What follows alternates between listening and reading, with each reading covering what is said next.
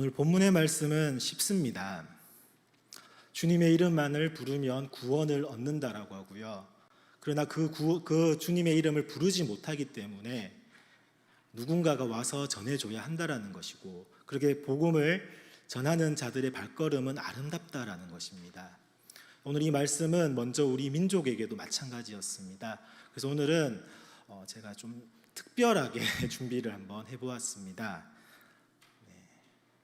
우리나라 대한민국 입니다. 우리나라는 예수님이 십자가에 달리셨을 때 예수님이 오신 날로 해가지고 전 세계의 역사를 BC와 AD로 나눕니다.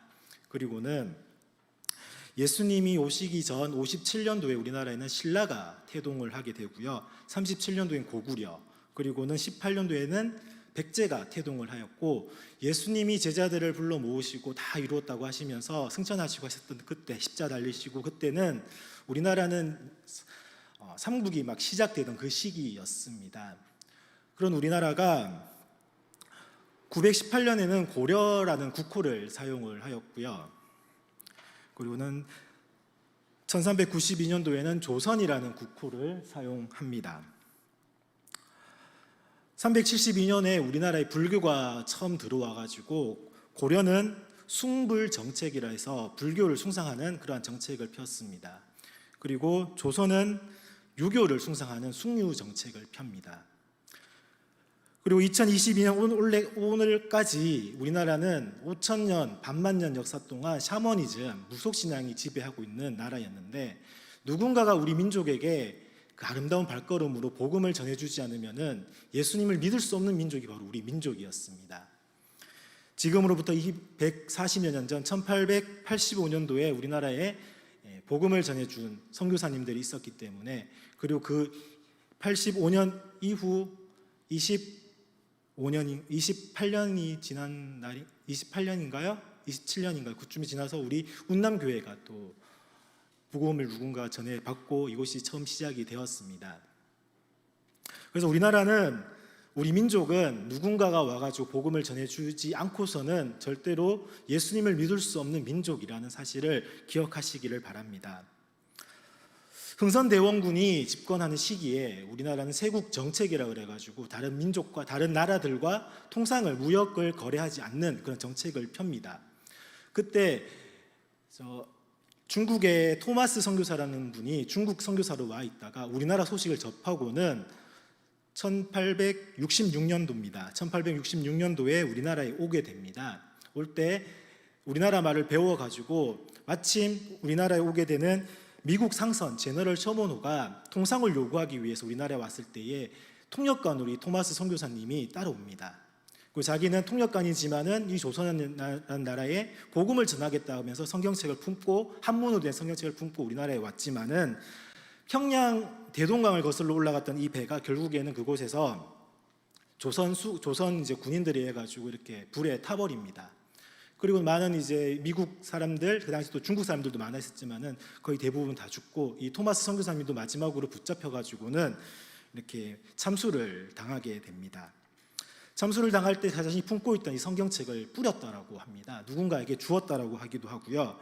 그리고 이 토마스 선교사님 목을 베었던 분이 박충권 씨라는 분인데, 이분이 나중에는 영수가 되었고 복음을 듣게 돼가지고는 오늘날 장로의 위치까지 있으면서 평양의 교회들을 섬겼던 분이 이 박충권 영수였고, 그리고 토마스 선교사님의 이 일을 선교사님들이 들은 다음에 이 무덤을 한번 찾아가 보기도 했다고 합니다. 당시에요. 그리고는 무엇보다도 12세 소년 최취량이라는 분이 한문 성경을 받았습니다. 그리고 그 한문 성경을 받은 것을 이게 금서다 보니까 박영식이라는 분이 가지고 갔다가 이걸 성경을, 종이가 좋으니까 벽지에 바릅니다. 벽지에 다 성경책을 바른 다음에 왔다 갔다 하다가 보니까 이 박영식이라는 분이 예수님을 믿게 된 겁니다. 그리고는 자신의 집을 결국에는 교회로 헌사하면서 널다리 교회가 시작이 되었고, 이것은 평양 대부흥을 이끌었던 장대영 교회의 시초가 되기도 했습니다. 영국 하노버 교회입니다. 지금은 거의 교인들이 없어가지고 건물들이 거의 다 좀 삭기도 하고 수리도 못하고 있는 그런 실정이었는데, 이 하노버 교회에 이 목사님이 계셨는데 이 목사님이 토마스 선교사님의 아버지였습니다. 토마스 선교사님이 1866년도에 대동강에서 목숨을 잃었고 그 소식을 접했던 이 토마스 선교사님의 아버지는 그곳에 무덤이 있는데 1884년까지 사셨다라는 겁니다. 그러니까 66년도에 아들이 죽은 소식을 듣고는 이 나라 이민족을 위해서 기도했던 것이었습니다. 처음 들어보는 조선이란 나라를 위해서 자신이 아들이 죽었다는 소식을 듣고는 이 나라를 위해서 기도하기 시작했더니 결국에 이 나라가 문이 열리게 되었습니다. 문호가 열리게 되었습니다. 일본에 의해서 강화도 조약이라고 하는 최초의 이제 조약이 맺어지면서 우리나라가 개항이 되었고 당시 제물포 인천이 모습이었습니다. 그러다가 개항이 된 이후로 많이 발전이 되어가지고 이렇게 신식 건물들이 들어섰는데 우리나라에 오신 선교사님들은 대부분 이 제물포를 통해 가지고 들어옵니다. 당시 선교사님들이 보았던 우리나라의 첫 인상의 모습이 이랬다고 합니다. 그렇게 우리나라가 개항이 되는 동시에 우리나라에서 중국하고 무역을 하는 곳이 있었습니다. 북쪽의 고려문이라고 불리는 곳에서 이제 무역을 하는데 그 변문 마을이라고도 불립니다. 그곳에서 존 로스 선교사님이 중국에 있었는데 이분이 중국 사람은 아닌데 중국 사람과 비슷한 다른 말을 쓰는 사람들을 보게 됩니다. 그리고는 인삼이라든지 이런 무역을 하러 오신 이 두 분을 만나게 됩니다. 백홍준, 서상윤이라는 두 분을 만나가지고는 우리 조선에 대해서 이야기를 듣게 되고 그리고는 이 로스 선교사님이 이 두 분을 통해 가지고 우리나라 말을 배우게 됩니다. 당시 선교사님이 배웠던 말의 모습입니다. 너를 믿지 못하겠다. 한 밑에 영어로 이렇게 너를 믿지 못하겠다. 이렇게 어떻게 왔음마. 걸어 왔음매. 맨디길이나 감마. 85리 감매. 다리 아파 가디 못하겠다. 이런 식으로 평안도 사투리로 이제 우리나라 말을 배웠습니다. 왜 배웠을까요, 로스 선교사님이요? 바로 한문으로 번역되어 있는 그 성경을 우리말로 번역하기 위해서 이렇게 평안도 사투리로 말을 배웠답니다. 그렇게 해서 나온 것이 로스역이라고 하는 성경이 1885년도 그쯤에 85년도에 나왔고 그 이전에 이미 쪽 성경이 여러 가지 번역되었던 걸 가지고 많이들 봤을 겁니다. 새끼를 꽈가지고 그것을 종이를 새끼를 꽈가지고 풀어가지고 와가지고 쪽 성경을 만들어서 권하기도 했고 권서인들에 의해서 그렇게 우리나라의 복음이 이제 성경이 먼저 전해졌고요. 그리고는 이 서상윤 씨가 그들의 가족들과 그리고는 동생이었던 서경조 이분의 가족들이 황해도 소래에 모여가지고 예수님을 믿게 됩니다. 이미 우리나라에는 선교사님이 오기 전에 1883년 5월 15일에 처음으로 소래교회가 출발이 되었고요. 그리고는 기와집으로 교회를 만들면서 1884년도에 선교사님들이 오기 전에 우리 민족이 먼저 복음을 듣고는 교회가 세워졌다는 것입니다. 목사님은 없었지만은 신앙 공동체가 생겨났다는 것이죠. 이것을 자생적 신앙 공동체라고 합니다. 세계 그 어떤 선교 역사 가운데서도 없는 이 일이 우리나라에 벌어졌습니다. 그리고 이 소래교회는 오늘날 총신대 양지 캠퍼스에 가면 이 소래교회의 모습을 복원해 놓았습니다. 그렇게 시작되었던 것이 북쪽에서 이 로스 선교사님들을 통해 가지고 황해도 사람들을 만나면서 성경이 번역되었고 또 일본으로 신사 유람단이 파송이 됩니다. 일본의 선진 농업 문물을 배우기 위해 갔던 이 신사 유람단 중에 이수정이라는 분이 그곳에서 또 예수님을 믿게 됩니다. 그리고 이분이 또 우리나라 말로 번역을 하게 됩니다. 성경을요. 어떤 번역서가 있습니까? 마가복음입니다. 마가복음을 말맞자를 써가지고 마가복음이라고 해서 마가복음을 번역을 합니다. 그래서 우리나라에 왔던 선교사님들은 이미 우리나라 말로 되어 있는 성경을 가지고 선교를 했던 것이었습니다. 그렇게 선교사님들이 우리나라 말이 북쪽과 남쪽에 번역이 되고 또 미국하고도 수호 조약이 맺어지는데 우리나라에는 공사관 푸트가 와 있어서 이 푸트가 공사관으로서 출근하는 모습도 이렇게 가마를 타고 가는 모습도 보여지는데 그렇게 공사관이 와 있다 보니까 우리나라도 선진 미국의 문물들 좀 배워오자라고 해서 보빙사라고 하는 견미단이 파송이 됩니다. 파송이라기보다는 꾸려져 가지고 가게 되는데 이 모습 그대로 갔습니다. 가쓰고요, 도포 있고 이 모습을 보았던 미국의 사람들은 낯선 모습에 많이들 키득키득대고 웃고 뭐 그렇게 뭐 저 사람도 왜 저리 우스꽝스러워 이런 모습을 보였습니다.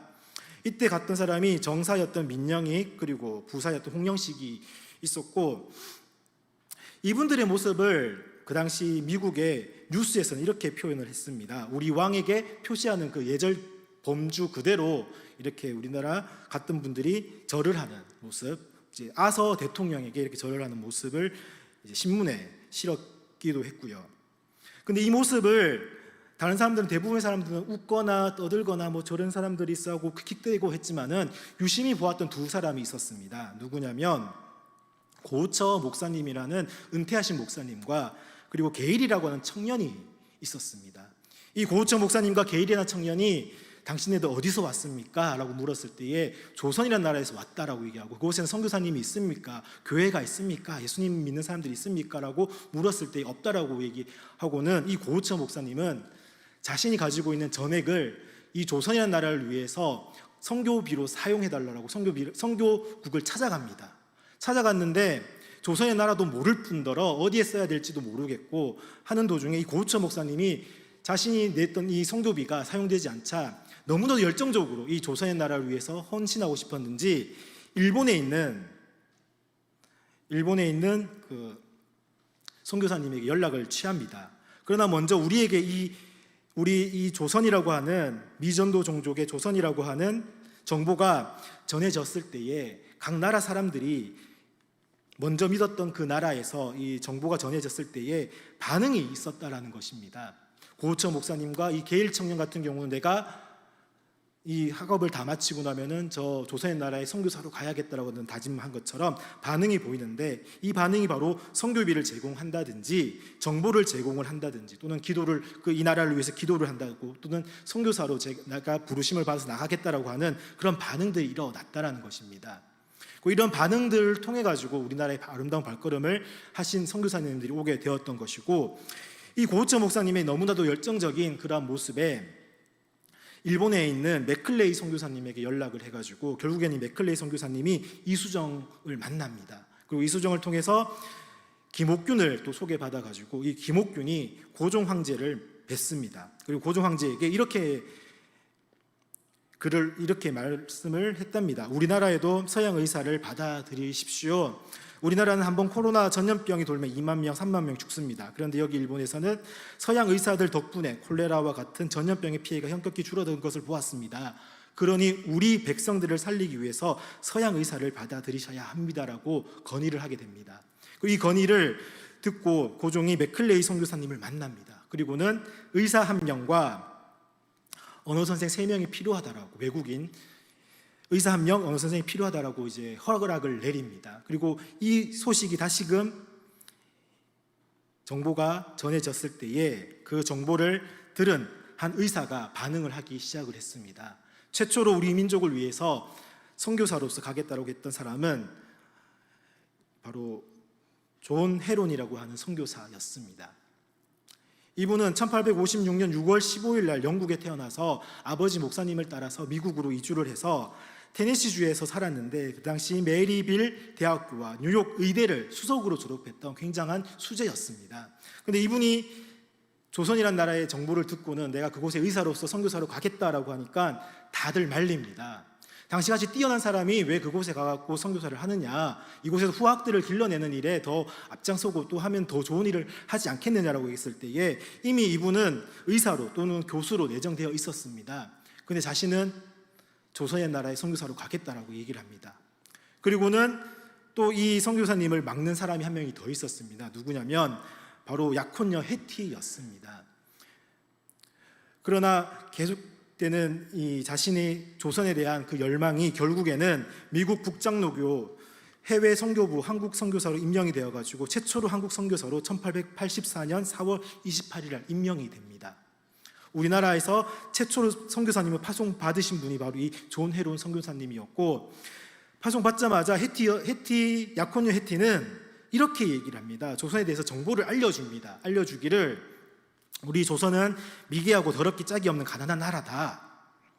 조선 국민은 대부분 가난하여 굶어 죽는 일이 태반인 나라이며 또한 외교적으로도 위험해가지고 중국, 일본, 중국 위협하고 있고 러시아도 한몫 보태겠다고 으르렁거리는 나라이다. 그리고는 정치적으로도 매우 불안해가지고 왕실의 권력 다툼이 치열한 나라이며 조선말은 또 영어와 달라서 배우기 매우 어렵다라고 하면서 어떤 정보를 주었냐면은 선교 반대의 정보를 주었습니다.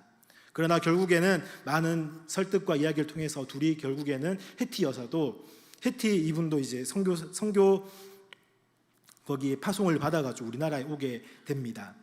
근데 우리나라 올 때는 우리나라 상황은 정말로 급박한 상황이었습니다. 바로 이 김옥균이 우정국 개설에 앞서서 갑신정변이라고 하는 것을 일으킵니다. 이게 1884년 12월 4일이었습니다.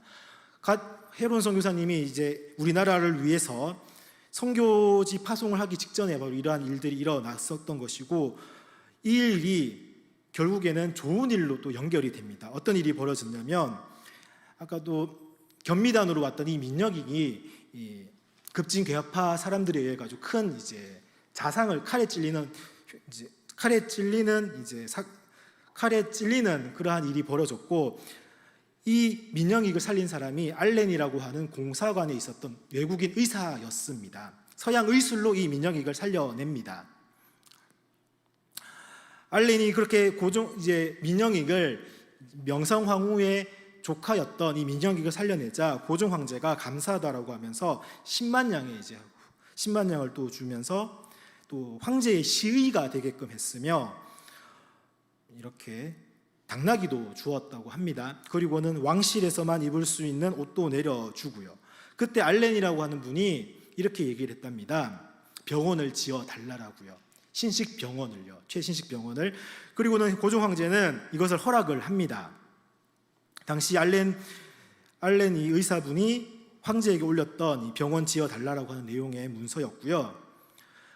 그렇게 같이 홍영식 갑신정변에 같이 가담하게 됐던 홍영식이 반역죄로 죽게 되자 이 홍영식의 집을 병원으로 내어줍니다. 그리고는 이름을 지어주기를 널리 은혜를 베풀라는 의미의 광해원이라고 하는 이름을 지어줬고 이것이 2월 25일이었고 이 2월 25일에 광해원이 설립이 되고 많은 고관 대작들이 이곳에 와가지고 진료를 봅니다. 그것이 마땅치 않았던 알렌 의사분은 고관들만이 아니라 일반 민중들에게도 이 의술을 펼쳐야겠다라고 하면서 이름을 제중원으로 바꾸고 3월 22일 날 제중원으로 이름 바꾸면서 고관 대작들만이 아니라 일반 평민들에게도 의술을 펼칩니다.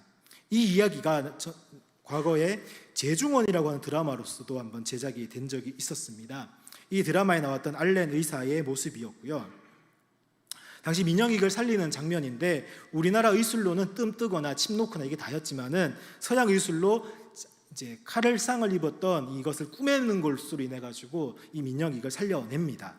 이걸로 인해 가지고 이미 우리나라에는 신식병원이 있었고 이 신식병원에 우리나라 최초로 우리나라 땅을 밟은 이 언더우드 아펜젤 선교사님이 1885년 4월 5일 부활절 아침에 제물포에 도착해가지고 알렌 의사와 함께 제중원에 머물면서 선교를 시작을 했던 것이었습니다.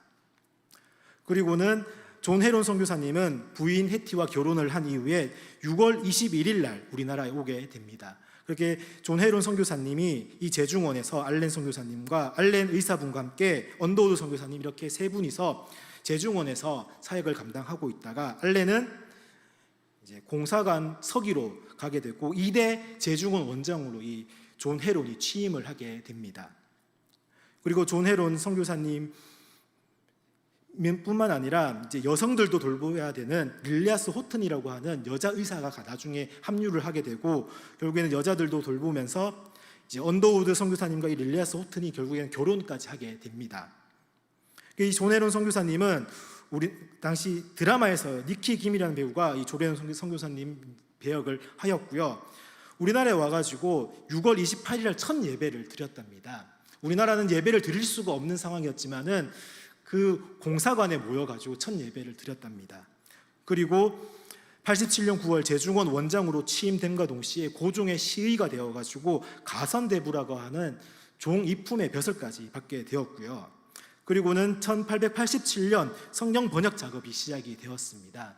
우리나라 말로 번역되어져 있던 평안도 사투리라든지 또는 이수정 씨에 의해서 번역되어졌던 마가복음 그런 것들 다 총 이제 작업을 해가지고 우리나라 성경 번역 작업을 표준어로 된 서울말로 된 그 성경 번역 작업을 시작을 하였고 89년도에는 언더우드 선교사님이 압록강에서 세례를 베푼 일이 있었습니다. 우리나라 땅에서는 세례를 베풀지 못하니까 압록강으로 가서 중국으로 넘어가서 세례를 베푸는 일 때문에 조금 다툼이 있었지만은 결국에는 화해하게 되었고요.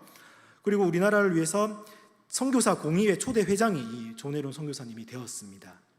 그리고는 6월 대한선교성회라고 현 대한기독교서회를 만드셔가지고 기독교 관련된 문서를 만드는 그런 출판사를 차렸었고요. 이렇게 선교사님이 오셔가지고 의료만이 하신 것이 아니라 또 선교부를 이끌면서 미국인 선교사 선교부를 이끌면서 많은 일을 하는 도중에 1890년 7월 26일 날 이지에 걸려가지고 결국에는 우리나라 땅에서 오신 지 5년 만에 돌아가십니다.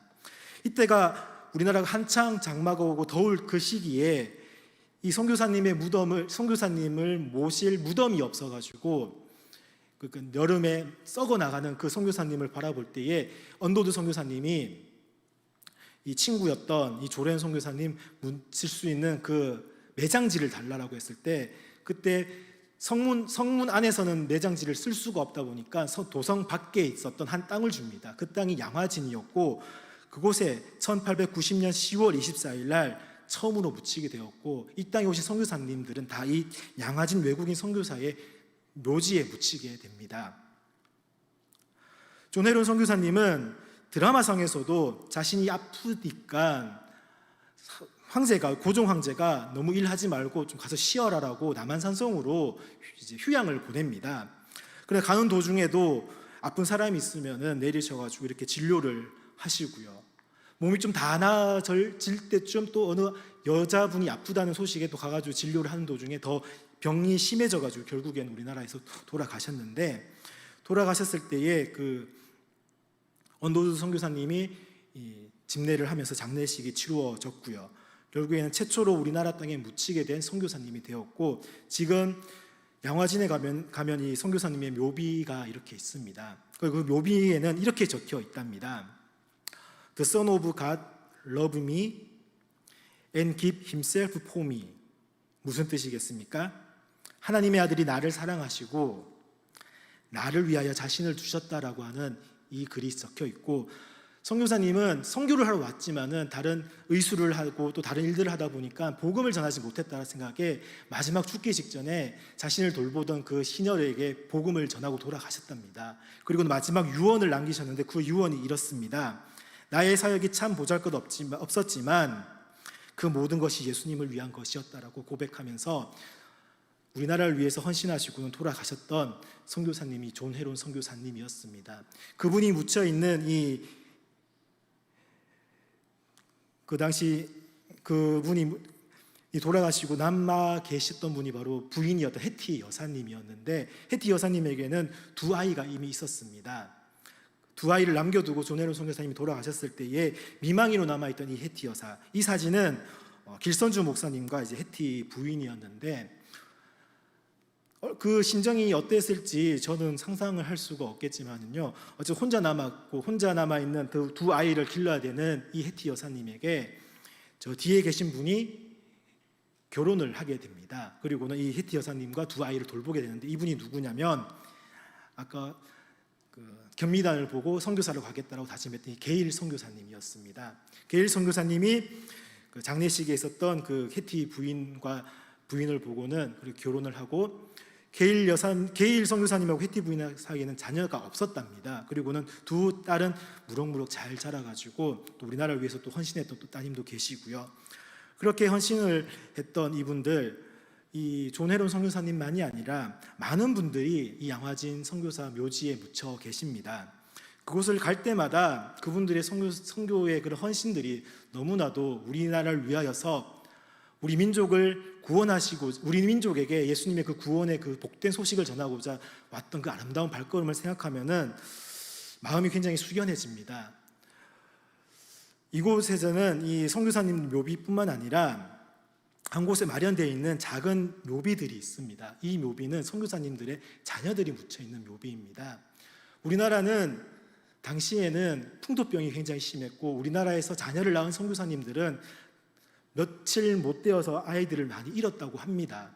그 아이들을 이곳에 묻혀가면서 우리나라 이 땅을 위해서 선교를 하셨던 그분들의 이곳을 볼 때마다 마음이 굉장히 그런 감동이 오는데, 그렇게까지 우리나라를 사랑했던 많은 선교사님들이 있었기 때문에 오늘 우리나라가 이렇게 복음을 듣고 큰 복음의 그러한 빚을 졌지만은 너무도 큰 빚을 지었을 뿐만 아니라 우리에게 이 복음을 전해준 이걸로 인해서 하나님의 자녀로서 또 살아갈 수 있는 많은 복된 우리 믿음의 사람들이 생겨났다는 것에 대해서 너무나도 감사를 드립니다. 마지막으로 이 한 선교사님을 소개하고 마치고자 합니다. 이분은 루비 캔드릭이라고 하는 선교사님입니다. 지금까지 이분에 대해서 잘 몰랐다고 합니다. 묘비만 있었기 때문에, 그리고 다른 기록이 전혀 없었기 때문에 이분이 누군지 수소문하다가 이분에 대해서 알게 되었는데, 이분이 바로 1905년 캔자스 여자 성경 전문대학교를 졸업을 하고는 1907년 9월 달에 우리나라에 왔습니다. 텍사스에 있는 웨빕 청년회의 후원으로 우리나라에 옵니다. 그리고는 이분이 우리나라에 와가지고 선교를 하기 위해서 우리나라 말만 배우다가 돌아가십니다. 선교비에 보면은 1883년도에 태어나가지고 1809년 8년에 돌아가십니다. 25살 나이에 젊은 청년이 그렇게 우리나라 조선 말만 배우다가 돌아가십니다. 근데 이분이 우리나라에 와가지고 참 많은 감동적인 일들을 했는데, 조선어만 배우는 과정 속에서도 하나님의 그런 은혜를 배웠는지, 이 은혜를 느꼈는지, 이렇게 이 청년회에다가 편지를 썼답니다. 그 편지의 내용이 이 묘비명에 적혀 있는데, 그 묘비명이 바로 이렇습니다. If I had 1,000 lives to give, Korea should have them all. 나에게 1000번의 삶이 주어진다면 그 모든 것을 다 우리나라를 위해서, 한국을 위해서 쓰겠다라고 하는 그 편지를 적어 보냅니다. 그리고 그 편지를 받은 이 청년회에서 함께 이 루비 캔드릭 선교사님을 위해서 기도하는 도중에 전보가 날라옵니다. 병을 얻어서 루비 캔드릭 선교사님이 돌아가셨다라고 하는 그런 일화를 가진 선교사님이었습니다. 이 선교사님 말고도 우리나라에 오셨던 많은 선교사님들은 자신을 희생하면서까지 우리나라를 사랑했던 선교사님들입니다. 그분들의 헌신적인 아름다운 발걸음이 있었기 때문에 오늘 저와 여러분이 예수님을 믿게 되고 하나님의 자녀가 되었는 줄로 믿습니다. 오늘 그 하나님의 은혜를 이제는 우리만이 아니라, 오늘 선교 주일입니다. 그리고 지난주 우리가 부활절 감사헌금으로 하나님 앞에 바쳐진 그것들로 인해서 또 하나님의 그 귀한 일들을 우리 운남교회가 함께 이 일들을 잘 해나갈 수 있기를 간절히 소망합니다. 그래서 우리 마음속에 이제는 우리만이 아니라 아직도 복음을 모르는 많은 민족들이 있습니다. 가깝게는 우리 이웃들일 수도 있겠고요, 또는 해외에 많은 또 민족들이 있을 것입니다. 그 나라들을 위하여서, 그 민족들을 위하여서 우리가 함께 기도하며 함께 또 그들을 위하여서 할 수 있는 일들을 또 감당함으로써 우리에게 빚져진 이 아름다운 이 빚을 우리가 아름다운 발걸음으로 갚을 수 있는 저와 여러분, 우리 운남교회 모든 성도님들이 되어지기를 간절히 소망합니다.